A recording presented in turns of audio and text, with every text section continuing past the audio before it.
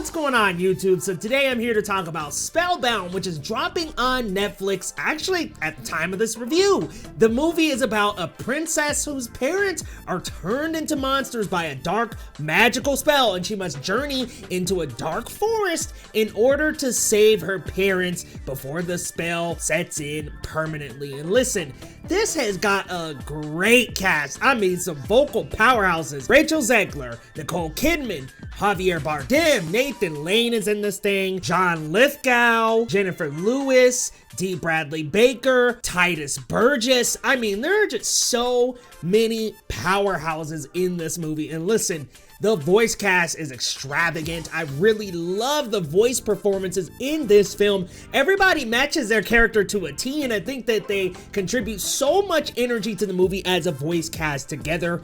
The performances are just all played by great actors or voice actors, and they all do a wonderful job as an ensemble together. But special shout out to Nathan Lane and Titus Burgess. They do such a good job as the Oracle of the Sun and the Oracle of the Moon. They're so funny together. Like, they just bring this fun, funny energy to their roles in these characters. And Rachel Zegler, woo, she tore it up on the vocals, y'all. Y'all already know she can sing. And listen, she brought it here. She is an absolute phenomenal singer, and she did a great job as Princess Ellian. She did fantastic in the role, and I think that she just embodies this great youthful spirit in this character, and I think that she does such a fantastic job working alongside Nicole Kidman and Javier Bardem, who are the parents, the king and the queen, and they do a great job as well with their little back and forth and their little bickering. I love the two of them. This is another movie where they work together as a couple, Being the Ricardos being another film as well, so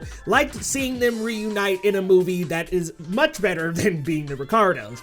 I love this animation style though. It is so beautiful, so colorful, so vivid and gorgeous. I love the greens and purples and blues that make up this world. It's so beautifully done and beautifully animated, and it does remind you of Disney. And it honestly reminds me of Shrek as well, and I'm sure it might remind you of Shrek as well too, because guess who directed this? Vicky Jenson, who also directed Shrek. And this is composed by Disney legend Alan Menken, guys, who is a powerhouse in the Disney department, guys. I mean, he's written and composed songs for The Little Mermaid, Aladdin, so many other Disney, Pocahontas, so many other Disney big movies, guys, like during that Renaissance era. So you have him doing the music, you've got the director of Shrek. Guys, this is like set up to make a beautiful product, and man, it does not disappoint. Let me tell you guys, the world is beautiful. The lore is well established without having to go into all this exposition and stuff. They really kind of drop us in,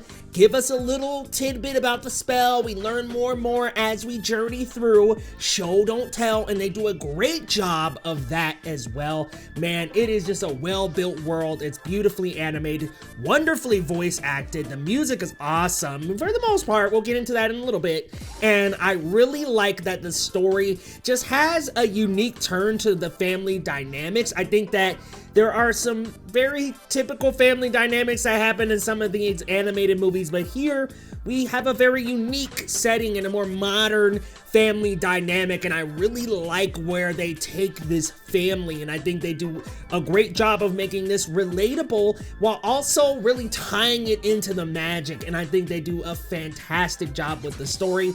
While the script can be a little bit simple at times, it is a movie that's aimed toward children, so I don't necessarily expect it to have these Shakespearean lines in it, but it does have some kind of simple lines and things that kind of just like explain a certain thing that's happening. But hey, like I said, aimed at kids, I give it a pass.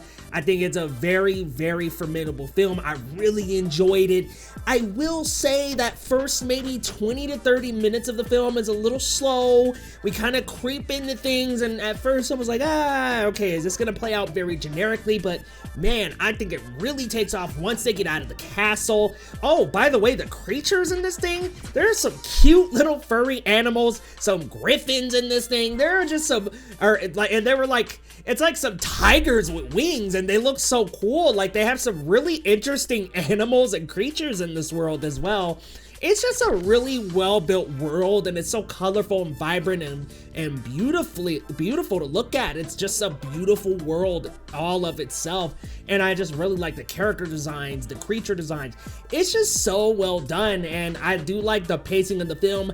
I love some of the songs. Now, I want to go back to the music. Like I said, musical legend Alan Menken.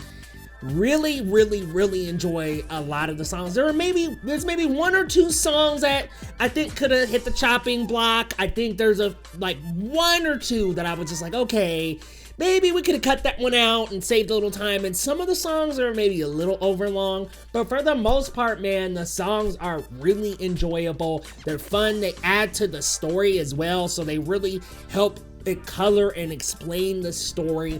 It's just a fun, wonderful little children's movie. And like I said, you've got the director of Shrek in this thing. You've got Alan Menken in this thing. It's just a powerhouse all around with a beautiful voice cast, a wonderfully built world, great music, a story that has a unique turn. And let me tell you guys, I cannot spoil it all.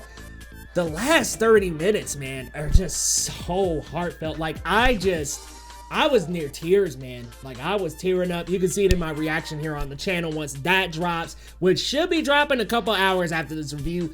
I was tearing up. I was sniffling a little bit. There is definitely an emotional third act that really has the heart in this movie, man. I really enjoyed Netflix's Spellbound for all the things I said and more. Honestly, this is one that I would love to show my goddaughter, and I think that kids will really enjoy and really pick up on. And man, Netflix, y'all gotta do some theatrical releases, man. This could have been a theatrical. Now, I know around the time of Moana, not the best timing, but this had maybe come out a month ago or something in theaters. Netflix, I'm telling you, like Nimona, there are some animated movies that Netflix are coming out with that, man, they're missing out with the theatrical release. But that's for another video, guys. You gotta let me know your thoughts down in the comments.